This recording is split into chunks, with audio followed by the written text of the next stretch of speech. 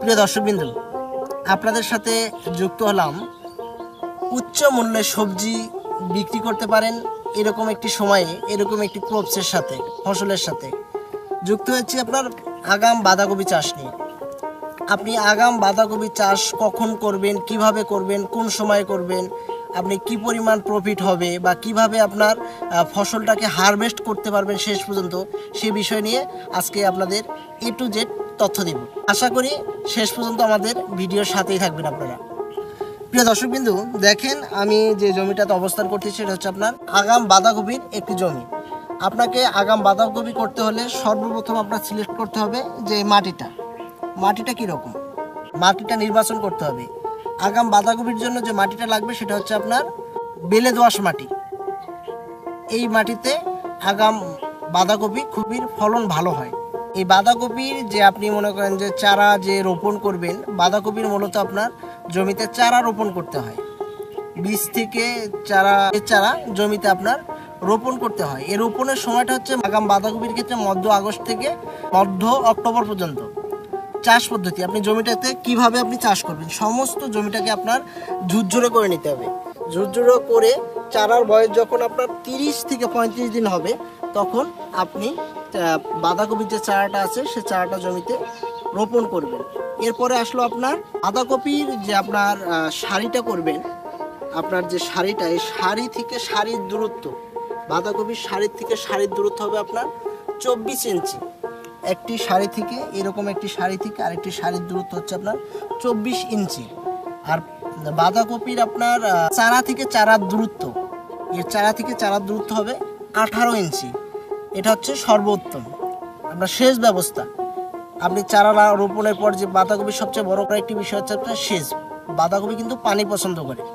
এখন বর্ষার মৌসুমে যদি আপনি বাঁধাকপি চাষ করেন, সেক্ষেত্রে আপনার একটা বিষয় লক্ষ্য রাখতে হবে যে আপনার জমির মাঝে যে পানিটা আসবে বা বৃষ্টির পানিতে যে পানিটা আপনার জমিতে পড়বে, পানি যেন জমিতে জমে না থাকে, এই বিষয়টা কিন্তু আপনাদের খেয়াল করতে হবে। যদি জমে থাকে তাহলে গাছ কিন্তু নেতিয়ে মারা যাবে।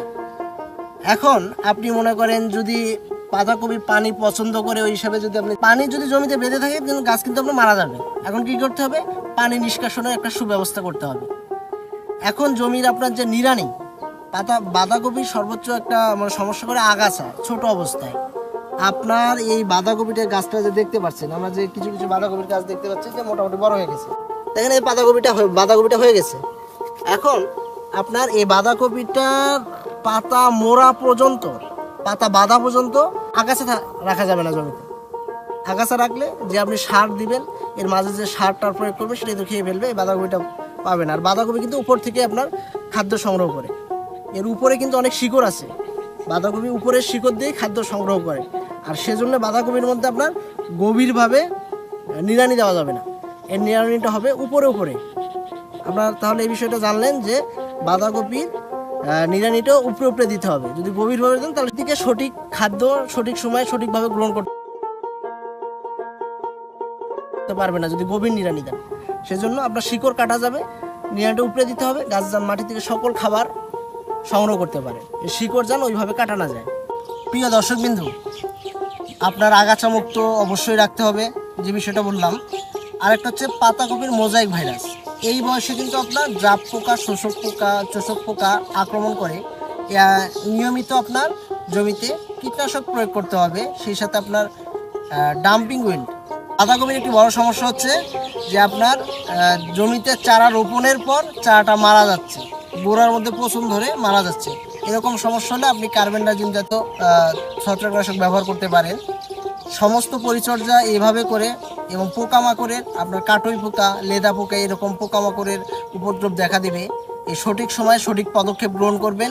সর্বোপরি সকল কিছু আপনার সঠিকভাবে যদি আপনি আপনার জমিতে পর্যবেক্ষণ বা ট্রিটমেন্ট বা ওইভাবে যত্ন নেন, তাহলে 60 থেকে 65 দিনের মধ্যে আপনি কিন্তু কপি বাজারজাত করতে পারবেন।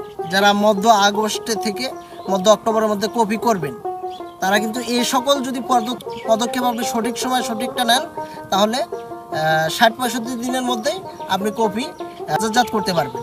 প্রিয় দর্শকবিন্দু, যারা আগাম কপি চাষ করবেন, এ বিষয়ে গুরুত্বপূর্ণ আপনার মতামত আমাদের কমেন্ট বক্সে জানাতে পারবেন। সবাই ভালো থাকবেন, সুস্থ থাকবেন। পরিমিত সার ও কীটনাশক ব্যবহার করি, পরিবেশের ভারসাম্য বজায় রাখি।